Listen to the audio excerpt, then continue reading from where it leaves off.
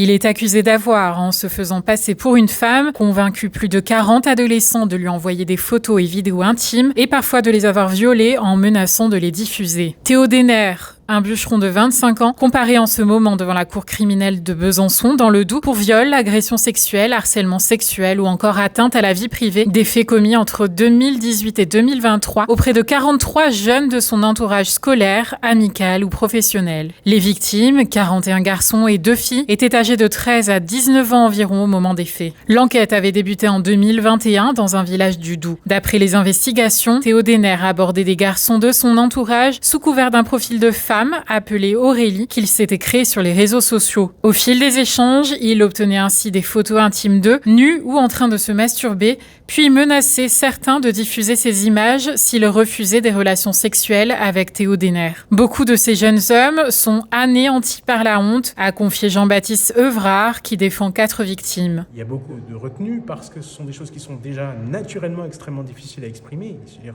ce sont des abominations que certains de ces jeunes gens ont vécues. Quand vous y ajoutez une culture qui n'est pas habituée à parler de soi, à parler en public, à évoquer des sentiments, à évoquer de l'affection, à évoquer de la sexualité, évidemment que c'est très compliqué. L'accusé, fasciste, néo-nazi et homophobe revendiqué, qui reconnaît les faits, encourt 20 ans d'emprisonnement.